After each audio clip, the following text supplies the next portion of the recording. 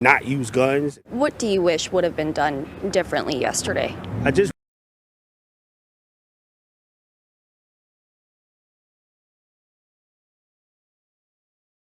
Mark bullets in the wall. For James Israel, driving over here, seeing someone walk, and I'm thinking that's my brother. Reality has yet to sink in. Like, is that my brother? No, because he's gone. His brother, 43-year-old Samuel Sharpe Jr., who he describes as a generous man, left his dog Isis and people. And I'm not saying this just because you're here. Sam was kind to everyone. He would give his last dollar, and I've seen him take his shirt off his back and give it to someone else. Israel struggling to understand how his brother ended up in this situation. Tuesday, near 14th and Valete. Body camera video from Columbus police shows officers shout orders for Sharpe to drop a knife. Drop the knife! Drop the knife! The video shows Sharpe had knives in both hands and appeared to move toward an unarmed man in the street when officers opened fire. You got to see two sides to a situation. How do you know he wasn't defending himself? Israel says Sharpe struggled with MS and was losing his hearing. So he might not have heard the command, or if he'd had two knives, well, drop it, you know? Is there any other way that, even if you say he had mental issues or whatever, is there any way other way that we can not use guns? What do you wish would have been done differently yesterday? I just wish my brother was still here. I wish the cops would have just found out what the situation was.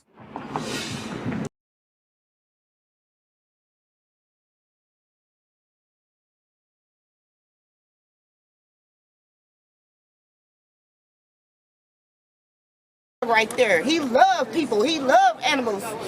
Y'all came and shot him down right here with his own people. Be careful. With his own people. And we want reformation. We spoke.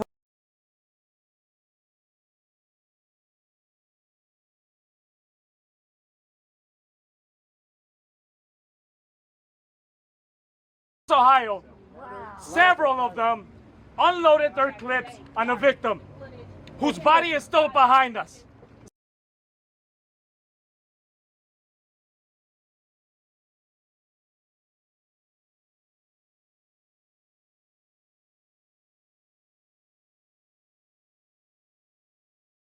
In his own community right here where he lived at every day and preach every day to his family and his friends.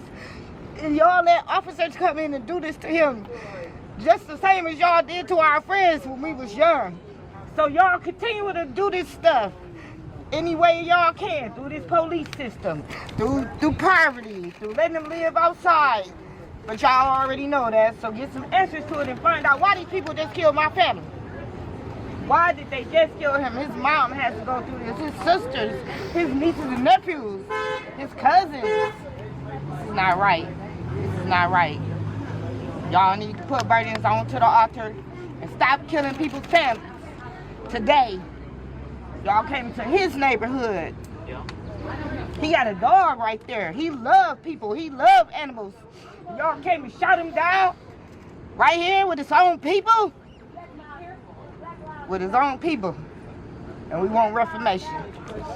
Thank you. Samuel Sharpe. Samuel Jr. Sharpe. What's his name? Samuel Sharpe Jr. We're going to take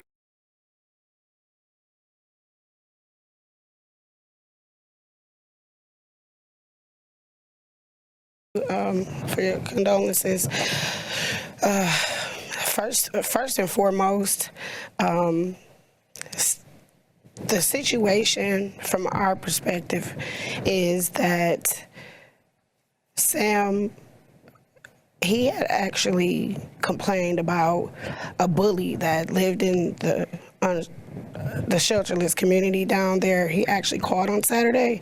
The police have not contacted our family, asked for any, not a question. Our phone logs. Just to be clear, you're saying that your brother Sam called the police for help? At least that's what we're under the understanding, that he called the police for help, but he called home and he came home that day as well. He called home Saturday, and I called him and he had told my mother that He was feared for his life. Someone told him that they were going to kill him, his dog, and burn his tent down. He was afraid. And my mother was hysterical. She said, and she called me. She said, Angelique, call Sam. I called Sam. He answered the phone. He repeated this to me. And he said, Angelique, you know, I was like, well, what you want me to do? And he was like, well, I really don't want you involved, you know, down here, because you don't know anything about this community. You're talking about the unhoused encampment. Absolutely. Where he had moved out of the house to live. Absolutely. Like, I would go visit him and, you know, give him money or ask him, was he okay, or batteries or whatever that he might need. But I didn't, like, hang out down there or anything like that. And so he didn't want me to just be immersed in the community like that. So he was like, he basically said that, you know, if this person tries to come for him, he's gonna have to protect himself and not to go down there. Then that was Saturday. Tuesday, the day that this happened, he came home at about 5:30, 6 o'clock in the morning. He said that whoever this was chased him out of the encampment to the house. So he left his dog Isis down there, and he complained again to my mother that this person was trying to make good on what they said they was going to try to, you know, to premeditated murder. And so ultimately, they got into a standoff.